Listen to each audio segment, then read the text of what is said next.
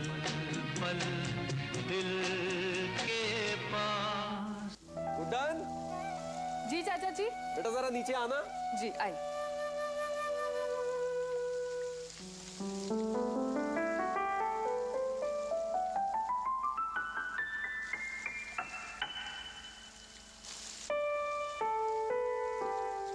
आओ आओ, इधर से आओ, इधर से आओ। हाँ, ये इस तरफ लगा दो, कारपेट बचा के। क्या हुआ चाचा जी? बेटे अंकुर ने मजदूरी कितने में तय की थी? 300 रुपए में बात हुई थी। 300? ओ भैया जरा इधर आओ। झूठ बोलते हो तुम। कितने पैसे में तय हुई थी बात? 500 की। 500?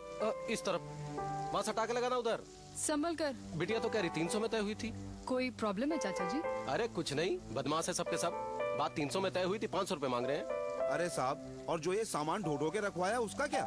साहब हमारा तय ये हुआ था सामान लाने के लिए, और ये जो रखवाया ना इसका एक्स्ट्रा चार्ज पड़ेगा। हाँ। अच्छा, तुमने रखवाया सामान, आधा हमने उठाया है और आधा वो। और कौन था यहाँ? ठीक है, 400 रुपए ले लो, उससे 1 पैसा ज्यादा नहीं देंगे। नहीं नहीं चाचा जी, पर्स ऊपर रखा है, हम अभी लाते हैं। बिटिया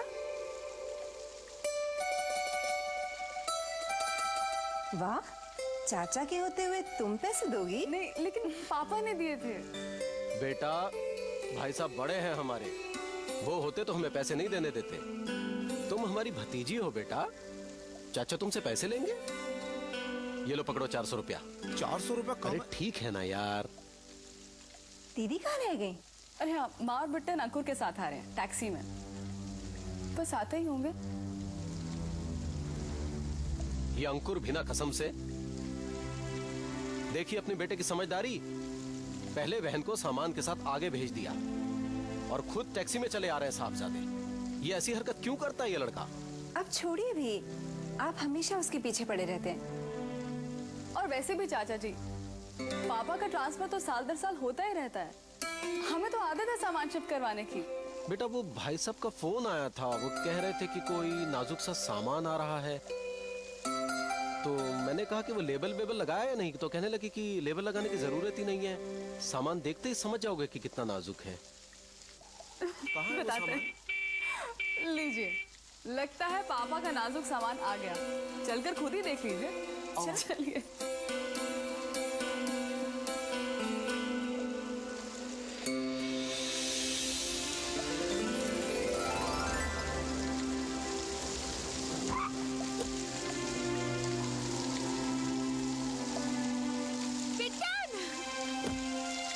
जीते रहो बेटा, जीते रहो। चाची कैसी है मेरी बच्ची? अरे अंकुर जी बाबा, बेटा वो तुम्हारे ताऊ जी कह रहे थे कि कोई नाजुक सा सामान आ रहा है। ये रहा पापा का नाजुक सामान, हमारी माँ। अरे भाभी जी आइए, भाभी जी आइए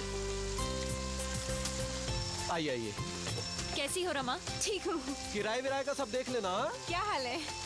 ठीक हूँ रमा, तुम कैसी हो? अरे बस बस बस, गुड्डन सारा सामान आ गया था ना? आ गया माँ। तुमने ठीक से चेक किया?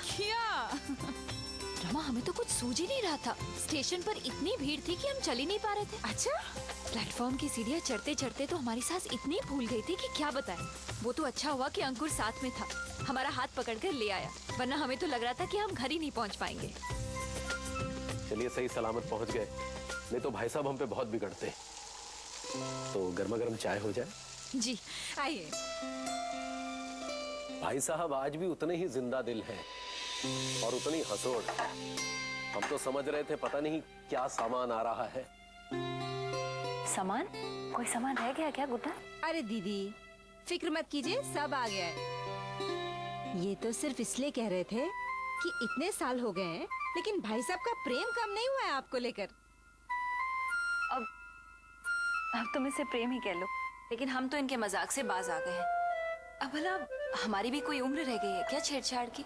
यह है कि सोचते ही नहीं है कि बेटियां बड़ी हो गई हैं, लोग क्या कहेंगे। लेकिन तुम्हारे जेजी पर कोई असर हो तब ना। अरे ये देखो, हो गई ना सर्दी। आज न जाने ये कैसे बिन मौसम की बारिश हुई है। जाओ अंदर जाकर कपड़े बदल लो। जाओ बेटा, बाल बाल सुखाओ, जाओ। जी गुड्डन बेटा, वो जहाँ तुम्हारा सामान रखवाया था ना, वही है तुम लोगों का कमरा। जी चलो। अच्छा भाभी, मैं भी चलूंगा, दफ्तर जाने में देर हो रही है। जी चलता हूँ। जी। कहाँ खोए हो मियाँ? आओ ना यार। अरे नहीं यार, तुम लोग खेलो, हमारा मन नहीं। अरे भाई, अपनी इज्जत का सवाल है। ले बॉल कर यार, राजू भैया को तू ही आउट कर सकता है।